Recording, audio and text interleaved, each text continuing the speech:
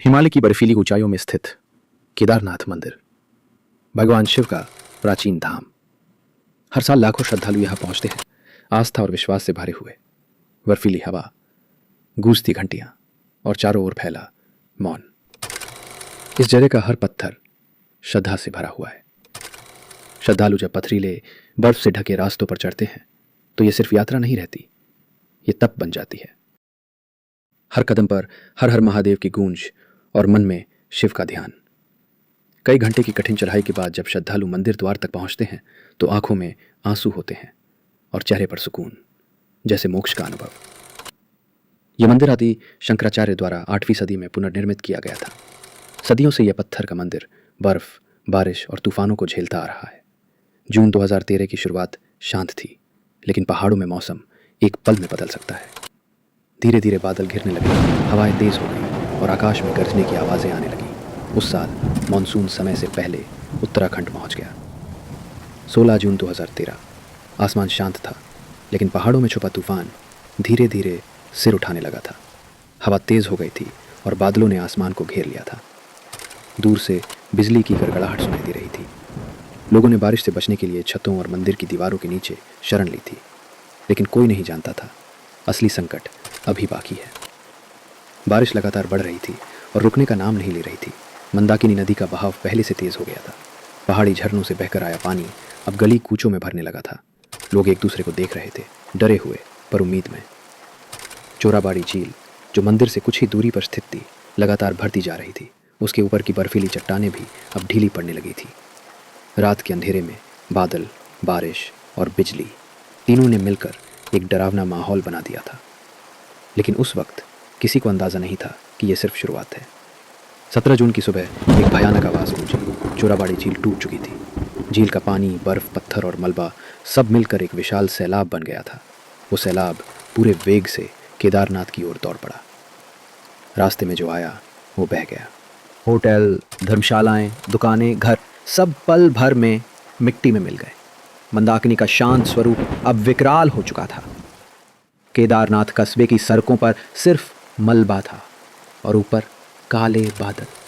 लोग जान बचाने के लिए मंदिर के अंदर और ऊंचाई वाली जगहों पर भागे, लेकिन सैलाब इतना तेज था कि बहुत से लोग उसमें बह गए।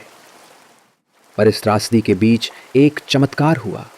जब धूल छटी तब देखा गया मंदिर जस का तस खड़ा था। चारों ओर तबाही, लेकिन शिव का धाम अडिग। लोगों की आंखों में आंसू थे, डर के नहीं, इस चमत्कार के। हर कोई यही पूछ रहा था, मंदिर कैसे बच गया? सैलाब थम चुका था, लेकिन तबाही पीछे छोड़ गया था। लोग मंदिर के अंदर और पास की पहाड़ियों पर फंसे हुए थे। ना खाना, ना दवा, बस एक दूसरे की आंखों में डर और शिव का नाम। कुछ लोग अपने परिवार से बिछड़ चुके थे। कोई मलबे में दबा था तो कोई अपनों को ढूंढता हुआ बेसुध घूम रहा था। बच्चे रो रहे थे, बुजुर्ग कांप रहे थे। रात के अंधेरे में सिर्फ बारिश की आवाज और ओकेजनल चीखें सुनाई देती थी। मोबाइल नेटवर्क चला गया था, संपर्क टूट चुका था। ये पहाड़ अब साधना का नहीं, संघर्ष का मैदान बन चुके थे। फिर 18 जून की दोपहर आसमान में पहली बार एक आवाज गूंजी, हेलीकॉप्टर की। ऊपर से दिखाई दिया बर्बाद हुआ केदारनाथ। तुरंत एनडीआरएफ और सेना की टीमों को भेजा गया, लेकिन रास्ते टूट चुके थे। जमीन से पहुंचना असंभव था। मदद सिर्फ हवा से ही मिल सकती थी। अब एक लंबा और संघर्षपूर्ण राहत अभियान शुरू होने वाला था। राहत अभियान शुरू हो चुका था। हेलीकॉप्टरों से रस्सियों के सहारे लोगों को निकाला जा रहा था। कुछ घायल, कुछ बेहोश, तो कुछ अपनों को खोजते थके हुए। सेना और एनडीआरएफ के जवान दिन रात डटे रहे। किसी को पीठ पर उठा लिया, किसी को स्ट्रेचर पर बांधा। बर्फ, कीचड़ और मलबे के बीच हर जीवन कीमती था। श्रद्धालु हों या साधु, हर किसी की आंखों में एक ही उम्मीद थी, शिव बचा लेंगे। मंदिर के पीछे एक विशाल पत्थर आकर रुका था। सबका ध्यान उसकी ओर गया। बाद में इसी चट्टान को भीमशिला कहा गया। उसने सैलाब का रास्ता मोड़ दिया था और मंदिर को सीधी टक्कर से बचाया था। वैज्ञानिकों ने भी माना अगर वो शिला ना होती तो मंदिर का अस्तित्व मिट सकता था। परंतु आस्था कहती है शिव ने खुद अपने धाम की रक्षा की। भीमशिला अब सिर्फ पत्थर नहीं, आस्था का प्रमाण बन चुकी थी। चारों ओर सिर्फ मलबा था, लेकिन मंदिर का गर्भगृह सुरक्षित था। लोग हैरान थे, ये कोई साधारण इमारत नहीं, ये चमत्कार था। मंदिर की दीवारें गीली थीं लेकिन टूटी नहीं थीं। शिव की मूर्ति शांत, स्थिर और सुरक्षित थी। लोगों को बचाया जा रहा था, लेकिन हर किसी को नहीं। बहुत से श्रद्धालु लापता थे। घाटियों में कई शव मिले। पहाड़ी गांवों में सैकड़ों परिवार बिछड़ चुके थे। सेना ने घाटी में अस्थायी शिविर लगाए। घायल, बुजुर्ग, महिलाएं, सबको वहीं इलाज दिया गया। हेलीकॉप्टर से भोजन, दवाई और कंबल गिराए जा रहे थे। वहाँ मौजूद साधु और स्थानीय लोग भी सेवा में लगे रहे। कोई भूखा ना रहे, कोई अकेला ना रह जाए, यही भावना थी। इस बीच लोगों ने भीमशिला के पास दीप जलाए। उन्हें विश्वास था शिव ने स्वयं रक्षा की थी और अब ये पत्थर उनकी कृपा का प्रतीक बन गया था। घाटियों में जहाँ शव मिले वहीं उनका अंतिम संस्कार किया गया। कोई कंधा देने वाला नहीं था, बस सैनिक, साधु और मौन पहाड़ गवाह बने। कई परिवारों के पास न नाम था न तस्वीर, बस एक उम्मीद कि कोई लौट आए। कुछ लोग मंदिर के आसपास अब भी जीवित थे, लेकिन कमज़ोर और थके हुए। उन्हें प्राथमिकता से निकाला गया।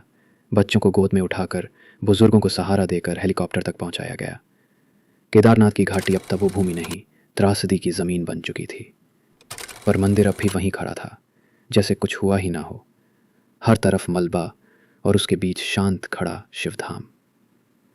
कुछ श्रद्धालु मलबे से निकले फोटो, मूर्तियां और माला संभाल रहे थे, जैसे आस्था की राख में उम्मीद खोज रहे हों। और धीरे धीरे पहली बार बारिश थमी। बादलों के बीच से सूरज की किरणें मंदिर के शिखर पर पड़ी, जैसे खुद शिव ने आश्वासन दिया हो, मैं यहीं हूँ तुम्हारे साथ।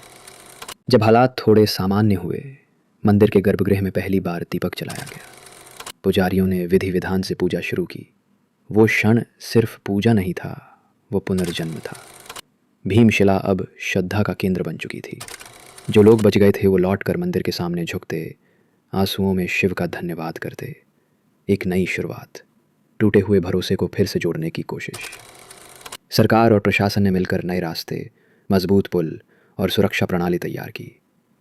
टेक्नोलॉजी से जुड़ी निगरानी भी जोड़ी गई, ताकि फिर कभी ऐसी त्रासदी न दोहराई जाए। पर एक बात सभी मानते हैं, 2013 की बाढ़ ने जो बचा वो सिर्फ पत्थर नहीं था, वो विश्वास था। आज भी जब कोई केदारनाथ जाता है तो उस चमत्कार की कहानी ज़रूर सुनता है। मंदिर की दीवारों में आज भी वो सब कुछ दर्ज है। लोग कहते हैं शिव ने अपने धाम की रक्षा खुद की थी। हर हर महादेव।